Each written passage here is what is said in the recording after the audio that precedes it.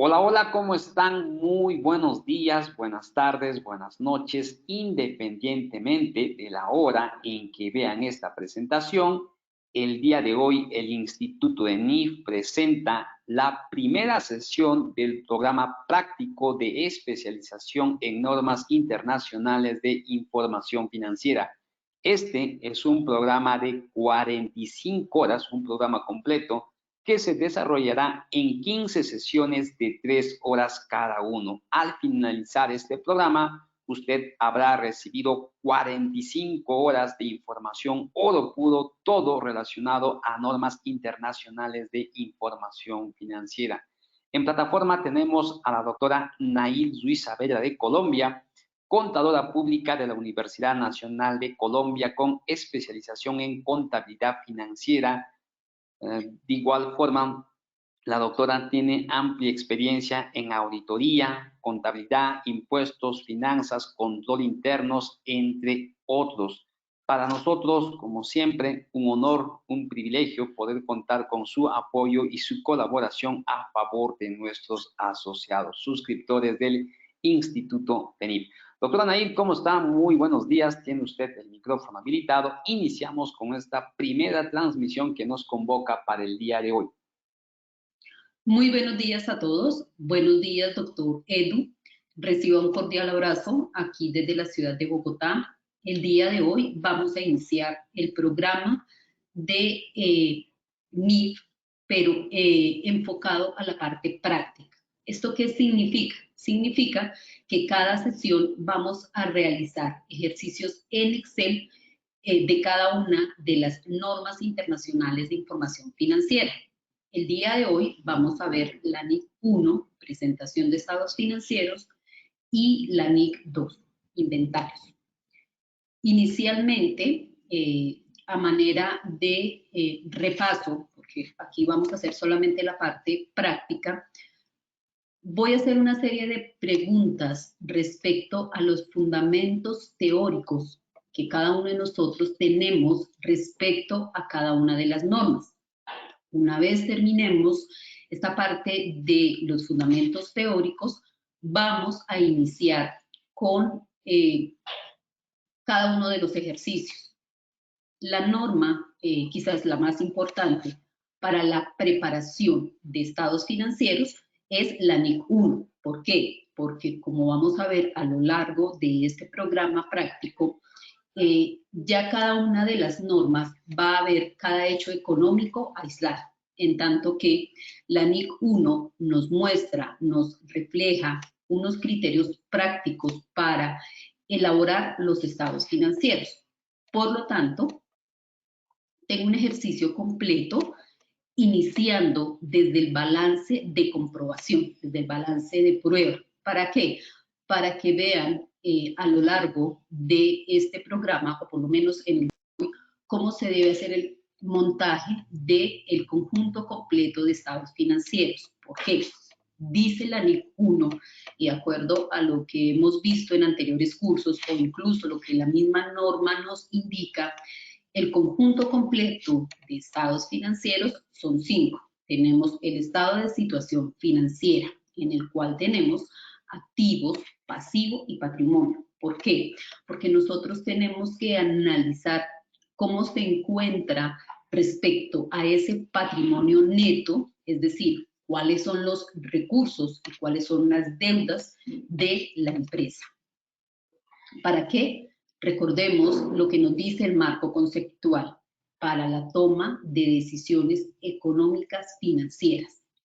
Entonces, por ejemplo, cuando veamos la NIC 37, que nos habla acerca de provisiones, una provisión es una estimación. Sin embargo, es importante, si esa estimación cumple los criterios de reconocimiento establecidos en la NIC 37, pues reconocer esa provisión, por ejemplo, por una demanda, de pronto un costo por desmantelamiento, etcétera, etcétera.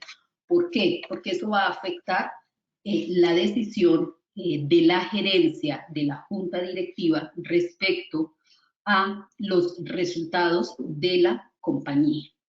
Luego tenemos el estado de resultado integral. Entonces, en el estado de resultado integral vamos a ver cuál es esa rentabilidad de la operación. Vamos a ver, por ejemplo, si tenemos segmentos de operación. Dentro de esos segmentos de operación, nosotros podríamos establecer por cada segmento de operación un resultado. Es decir, podríamos analizar la NIC 1 y la NIC 8 como soportes técnicos para presentar un estado de resultado integral por segmentos. Por ejemplo, tenemos el estado de cambios en el patrimonio. Entonces vamos a ver cómo se hace el montaje de ese estado de cambios en el patrimonio. El estado de flujo efectivo está en la NIC 1, sin embargo, en la NIC 7 también nos habla acerca del estado de flujo de efectivo. Y por último, las notas a los estados financieros. ¿Por qué son importantes las notas a los estados financieros? Nos indica la NIC 1 que es importante, ya que son una fuente para un mejor entendimiento de las cifras. ¿Por qué? Porque en las notas a los estados financieros no solamente presentamos la información de forma cuantitativa, sino de forma cualitativa. Es decir, hacemos una descripción detallada de los hechos económicos que en un momento dado pueden afectar, ya sea en el momento presente o a futuro, la operación de la compañía. Por eso es muy importante no solo hacer las conciliaciones que se nos exige en cada una de las normas internacionales aplicables a cada hecho, a cada ítem financiero, sino también es importante, de acuerdo al criterio de la política contable, es decir, de acuerdo a la gerencia, cómo debemos plasmar esos hechos económicos para que sean de fácil entendimiento a la junta directiva, a los inversionistas. Iniciamos entonces con la primera parte, que es presentación de estados financieros. Vamos con la primera pregunta. De acuerdo con la NIC 1, presentación de estados financieros, ¿cuáles de las siguientes opciones deben ser incluidas en el estado de situación financiera? Entonces aquí nos dice la pregunta que elija dos. Bueno, entonces, como les había comentado, el estado de situación financiera contempla activo, pasivo y patrimonio. Es decir, ¿cuál de esas siguientes opciones debe ser incluida? Pues la respuesta sería efectivo y equivalente al efectivo e impuesto diferido. ¿Por qué? Claramente, la NIC 1 nos indica que esta parte de, por ejemplo, propiedad, planta y equipo analizados por clase, capital accionario y reservas analizadas por clase, ese desglose de cada ítem del estado de situación financiera lo vamos a hacer en las notas a los estados financieros. Esto es muy importante que lo tengan en cuenta. ¿Por qué? Porque, ¿qué dice la norma? La norma nos dice que lo que se busca es una estandarización de la forma de presentación de los estados financieros. Es decir, que unos estados financieros presentados en China, unos estados financieros presentados en España o unos estados financieros presentados en México no difiera de la presentación, por ejemplo, de unos estados financieros presentados en Colombia. Es muy importante que se utilice la taxonomía XBRL. Ustedes saben muy bien que si ingresan a la página del IFRS, del IASB, ustedes van a tener acceso a esa información. Incluso ustedes en el internet pueden hacer una búsqueda de esa taxonomía XBRL. ¿Por qué es importante esa taxonomía? Es importante porque nos da las pautas, los estándares de cómo debemos realizar esa presentación de los estados financieros. Siguiente pregunta. La compañía XYZ tiene un préstamo que debe ser pagado en un periodo de 6 meses. Sin embargo, tiene la opción sujeta a ciertas condiciones de refinanciarlo para pagarlo 2 años más tarde. La gobernanza de la compañía planea refinanciar este préstamo. ¿Cómo debería presentarse esto? Entonces aquí básicamente nos indica que es pasivo no corriente. Entonces Recapitulemos un poco lo que nos dice NIC 1. ¿Qué nos dice NIC 1? Que el estado de situación financiera lo podemos presentar entre corriente y no corriente. Es decir, cuando nosotros estamos realizando un estado de situación financiera, tenemos que analizar cuál es la política contable. ¿Por qué? Porque la norma nos indica que a elección de la política contable de la compañía, los podemos presentar esos ítems en corriente y no corriente, o de acuerdo al nivel de solvencia.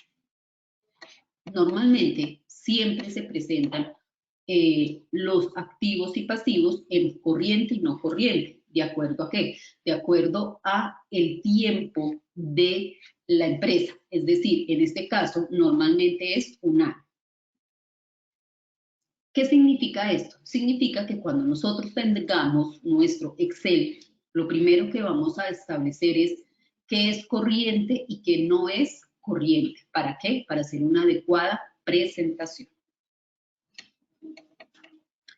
Siguiente pregunta. De acuerdo con NIC 1, presentación de estados financieros, ¿para cuáles de las siguientes opciones las notas proveen información adicional a la presentada? A. Reporte de sostenibilidad. B. Reporte del presidente. C. Estado de situación financiera. D. Estado de resultados integrales. Como ya lo había dicho inicialmente, los 5 estados financieros son estado de situación financiera, estado de resultados integrales, estado de cambios en el patrimonio, estado de flujo de efectivo y notas a los estados financieros.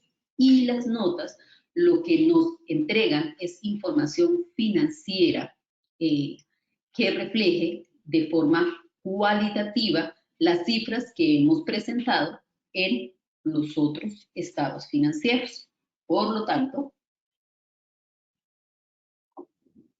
los estados que proveen información adicional en las notas es el estado de situación financiera y el estado de resultados integrales. De acuerdo con la NIC 1, presentación de estados financieros, las siguientes afirmaciones son verdaderas o falsas. Es necesario reconocer las provisiones en el estado de situación financiera, que era el ejemplo que les estaba dando. Claro que sí. ¿Por qué?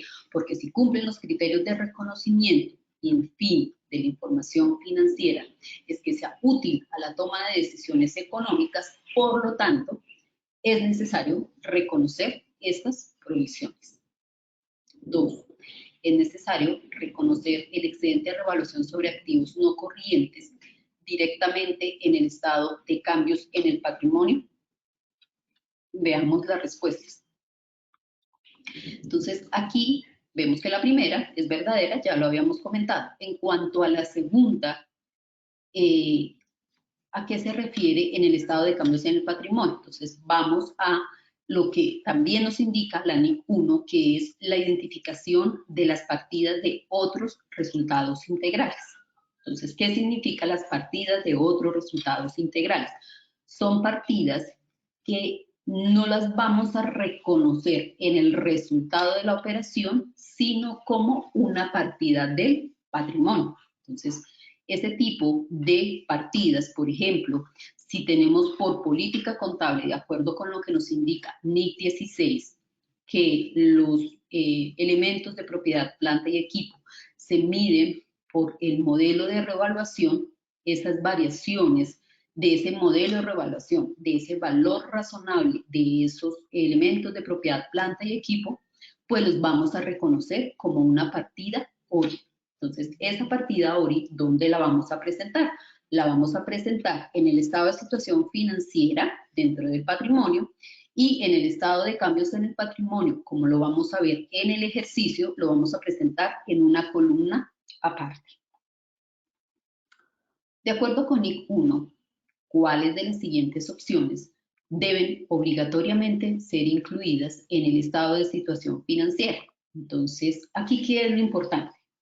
Lo importante es que cuando estemos trabajando en el Excel, cuando tengamos nuestro balance de comprobación, nuestro balance de prueba ya definitivo, donde hemos reconocido, por ejemplo, el valor razonable de las acciones, hemos reconocido, por ejemplo, nuestros saldos bancarios al valor del extracto bancario, hemos reconocido el deterioro por incobrabilidad de las cuentas por cobrar, hemos reconocido nuestros inventarios al menor valor entre el costo y el valor neto de realización.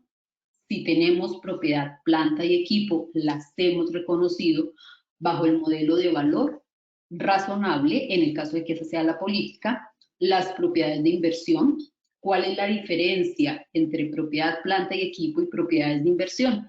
Entonces, propiedad, planta y equipo la vamos a analizar con la NIC 16. Propiedades de inversión con la NIC 40. Propiedades de inversión, por elección de la política contable, las podemos llevar al costo o modelo de revaluación, modelo revaluado, es decir, a valor razonable. Pero ¿cuál es la diferencia? Que esa propiedad de inversión, ese valor razonable, lo reconocemos en resultados, en tanto que la propiedad, planta y equipo se reconoce en el patrimonio. ¿Esto por qué es importante? Porque es importante que se haga este repaso de los diferentes tipos de cada una de las normas internacionales de información financiera, porque en la práctica lo que les estoy comentando de cada ítem de los estados financieros, es importante saber cuál es ese reconocimiento y medición para saber cuál es su adecuada presentación. Entonces, las propiedades de inversión van a aparecer en una línea separada del estado de situación financiera.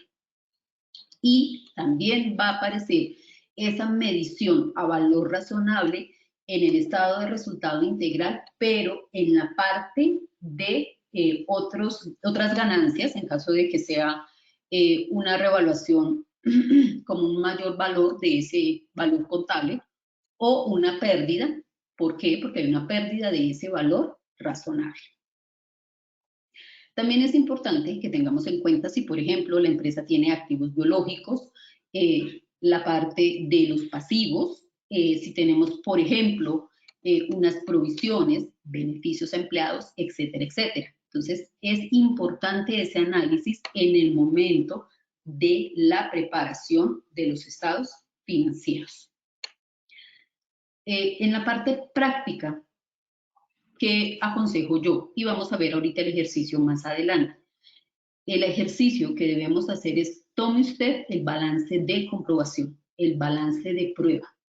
Ya se han realizado todas las mediciones posteriores, es decir, ya a cada ítem de los estados financieros se le ha realizado todas las mediciones que deben realizarse. El primer punto que usted debe analizar es, frente a la taxonomía XBRL, cómo debe hacer una adecuada presentación de los estados financieros, independiente del código contable, independiente del nombre de la cuenta. Lo que usted debe reflejar es la realidad económica, teniendo en cuenta esa taxonomía, es decir, teniendo en cuenta ese nombre, esa denominación, esa denominación que se está dando en ese estándar. ¿Para qué? Pues para que a nivel no solo de la empresa, sino a nivel, por ejemplo, no solo del país, sino a nivel internacional, entiendan que, por ejemplo, la compañía tiene una propiedad de inversión o que maneja activos biológicos.